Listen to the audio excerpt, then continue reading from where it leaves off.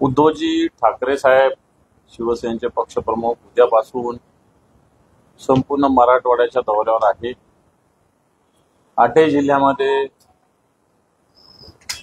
जवळपास 22 ठिकाणी 22 तालुक्यात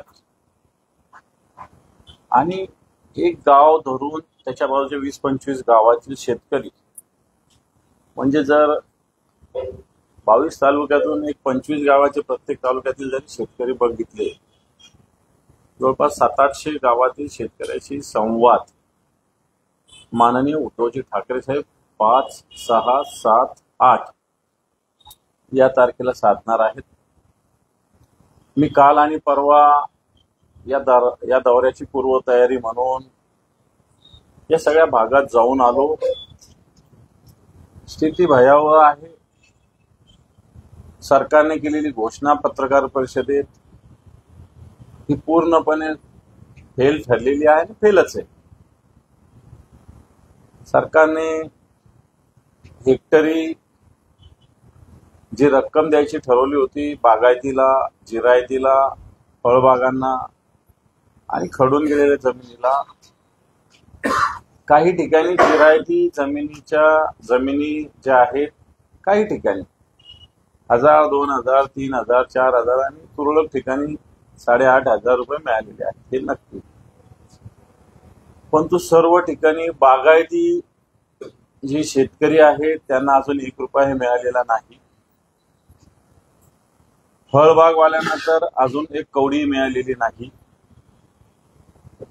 ज्या जमिनी वाहून गेलेल्या किंवा खडून गेलेल्या म्हणता येईल, या जमिनीला सुद्धा कोणताही रुपया मिळालेला नाही। आणि सगळ्यात महत्वाचं सोयाबीन आणि कापूस, सोयाबीनची खरेदी केंद्र सुरू झालेली नाही, फक्त खरेदी करण्यासाठी रजिस्ट्रेशन सुरू झालेलं आहे। 1 महिनाभर रजिस्ट्रेशन आणि नंतर खरेदी। परंतु सोयाबीन जो काही हमी भाव आहे त्याच्यापेक्षा बाजारात व्यापारी 1,500 रुपये कमी भावानं शेतकऱ्याला द्यावा लागत आहे। कारण या खरेदी केंद्राचा कोणताही भरोसा शेतकऱ्यांना नाही। मागच्या वर्षी तसंच झालेलं होतं। कापसाच्या संदर्भात ज्या कापसाच्या गाठी आहेत, पुन्हा एकदा पाऊस मागच्या आठवड्यात झाल्यामुळं जो काही कापूस होता उभा तोही पूर्णपणे भिजलेला आहे। असं म्हणतात उत्पादन आणि पुरवठा याच्यावर सगळ्या किमती अवलंबून असतात। खऱ्या अर्थानं उत्पन्न कमी असतानाही भाव कमी आलेले आहेत। कापसाचे भावही 7,000, 7,500 वर जात नाही। खरं तर शेतकऱ्यांची अपेक्षा 12,000 ते 15,000 रुपये कापसाचा भाव यावा। याच्यातही वर्गवारी करून शेतकऱ्याचा कापूस कमी दर्जाचा हे दाखवण्याचं प्रमाण सुद्धा मोठ्या प्रमाणात चालू आहे। म्हणून या स्थितीमध्ये सरकार ज्या पद्धतीनं घोषणा करतं हे सर्वपणे शेतकऱ्यांशी दगाबाजी आहे। बच्चू कडूंशी जी चर्चा केली त्याच्यामध्ये सरकारने 6 महिन्याची मुदत का दिली हा प्रश्न आहे, कोणता अभ्यास करणार हाही प्रश्न आहे। फक्त उद्धवजी ठाकरे साहेबांनी जेव्हा कर्जमाफी दिली होती 2 दिवसात निर्णय घेतला होता। याला अभ्यास हा विषय नवीनच, कारण महाराष्ट्रातील प्रशासनात एवढे सक्षम अधिकारी आहे की 6 महिने नाही 6 मिनिटात अभ्यास होऊ शकतो आणि त्याला फार अभ्यास करण्याची गरज नाही। किती थकबाकी आहे आणि किती द्यायची। नवीन शोध माननीय मुख्यमंत्र्यांनी लावला की याच्यात बँकांचा फायदा होईल। मला सांगा, बँकांचा फायदा होईल? कर्ज तर बँकाच देत असतात ना, मग ते फेडावं बँकांनाच लागणार आहे। उद्या हे कर्ज फेड नाही केलं तर बँकांचं कर्ज व्याजाच्या प्रमाणात व्याज आणि कर्ज हे सगळं शेतकऱ्याच्या डोक्यावर बसेल। काही शेतकऱ्यांनी 7/12 वर शेतकऱ्यांच्या नोंद या बँकेच्या कर्जाची असते, म्हणून बेसिक जो 7/12 कोरा ही संकल्पना कुठे पूर्ण होत नाही। तेव्हा मुख्यमंत्र्यांचं वक्तव्य सुद्धा अतर्क एकदम की बँकांचा फायदा होईल। मग कसं काय? तुम्ही मग शेतकऱ्यांना मोठ्या प्रमाणात वार्षिक 1,00,000-2 लाख रुपये मदत जाहीर केली पाहिजे सरकारने सातत्याने। एकदा कर्ज माफ केलं पाहिजे आणि शेतकऱ्यांना अशा पद्धतीनं वार्षिक मोठ्या प्रमाणात मदत दिली पाहिजे। परंतु सरकार या सगळ्या याच्यात शेतकऱ्यांना कोणत्याही पद्धतीनं मदत झाली नाही पाहिजे अशा पद्धतीनं सरकारचं आताचं कार्य दिसतं।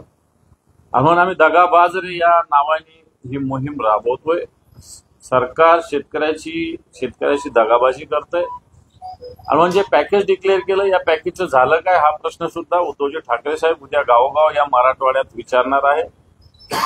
आणि मराठवाड्यात झाल्यानंतर महाराष्ट्रातील अन्य प्रांतात माननीय उद्धवजी ठाकरे साहेब जातील.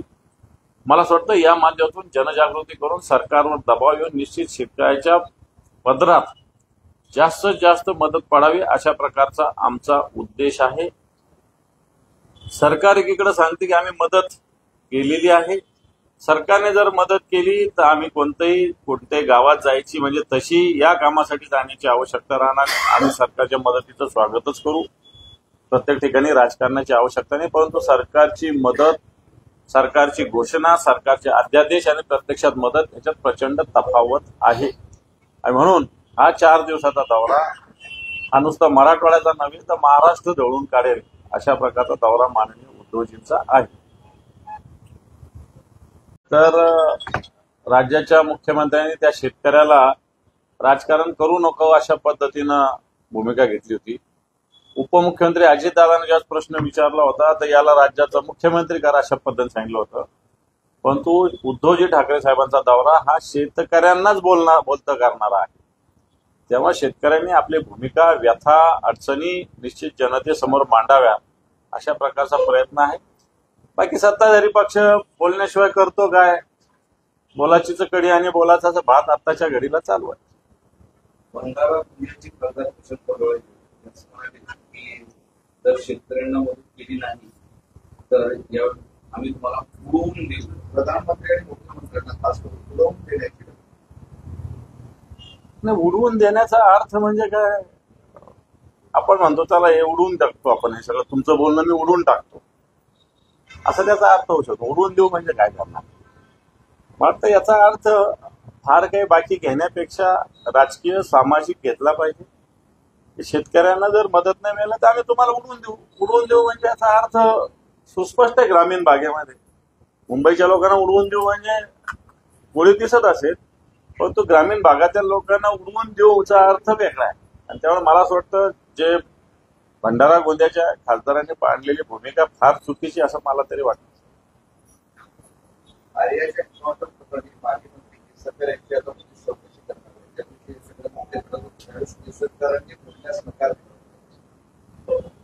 नाही, खरं तर हा आर्या मलाही भेटलेला. मी याच्या संदर्भात फोन केले, पत्रव्यवहार केलाय, त्यांनी पत्र माझ्याकडे दिलेली. खरं तर आर्याचं एन्काउंटर झालं हे जरी सत्य असलं तरी आर्याच्या व्यथा सुद्धा समजून घेतल्या पाहिजे.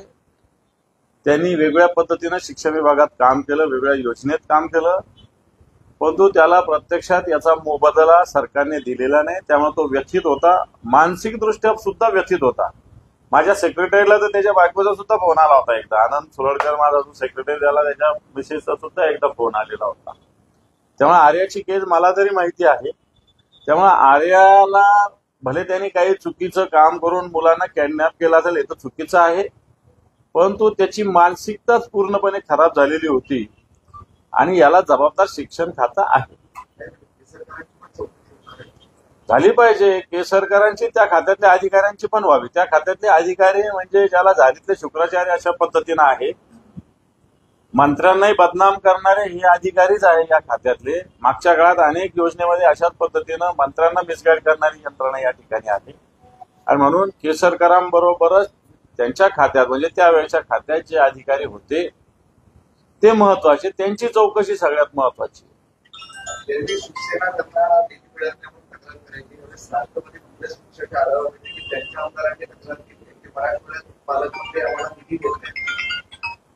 मला असं वाटतं पालकमंत्र्याकडं निधीचे फार लिमिटेड अधिकार आत्ताच्या घडीला आहे.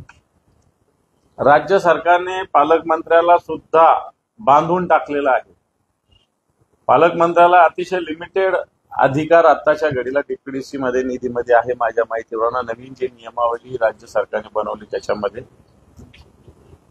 तेव्हा घरोघरी मातीच्या चुली जर एखाद्या ठिकाणचे पालकमंत्री भारतीय जनता पार्टीच्या राष्ट्रवादी निधी देत नसेल तर राष्ट्रवादीचे मंत्री सुद्धा काय वेगळं वागतात?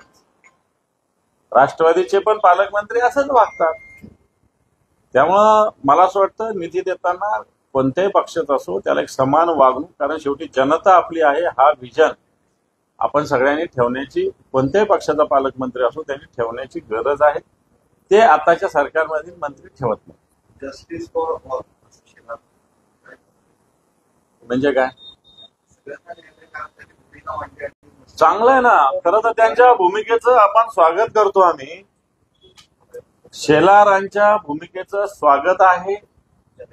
जस्टिस फॉर ऑल ही भूमिका आम्हालाही मान्य आहे. जे दुबार तिबार चारवार कोणत्या जातीचा असो, कोणत्या धर्माचा असो, कोणत्याही मतदारसंघातला असो, याच्याविषयी सगळ्यांना समान न्याय मिळाला पाहिजे, या आशिष शेलारांच्या भूमिकेचं आम्ही स्वागत करतो. याला कोणताही विरोध असण्याचं काहीच कारण नाही. फक्त भारतीय जनता पार्टीने याच्यामध्ये जातीवर मोर्चा काढा अशा पद्धतीनं आशिष शेलारांना माझी विनंती वजा आव्हान. आज थोड्या वेळापूर्वीच घोषणा झाली निवडणूक आयोगाच्या 4 वाजता पत्रकार परिषद. दौऱ्याचा आणि याचा काही संबंध येणार नाही. कारण निवडणूक आयोगाची पत्रकार परिषद असेल, निवडणूक आयोग नगरपालिका जिल्हा परिषद ते दाखल करणार असतील, ज्या काही करणार असतील त्याची चिंता करण्याची गरज नाही. दौऱ्याचा आचारसंहितेचा कोणताही संबंध येणार नाही. जे काही असेल आचारसंहितेचे नियम आम्ही पाळू. आज ही गोंधळ दुसरीकडे शिष्टमंडळ पण या निवडणुका मतदार याद्यांमधला घोळ त्या दिल्लीला भेटणार. मतदार याद्यामधला घोळ संपला पाहिजे. निवडणूक आयोगाने फक्त स्थानिक स्वराज्य संस्थांना निर्देश दिलेले आहेत की डबल टिबल मतदान असतो, हे काम निवडणूक आयोगालाच करावं लागेल. स्थानिक स्वराज्य संस्था फक्त मतदार यादी फोडण्याचं काम करतात, मतदार जोडण्याचं काम करत नाही.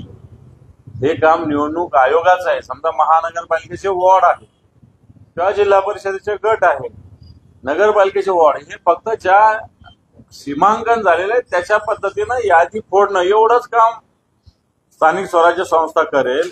परंतु मतदार यादीतलं नाव डबल टिबल हे काम निवडणूक आयोगाला करावं लागेल. निवडणूक आयोग आपली जबाबदारी झटकतंय असं वाटतं.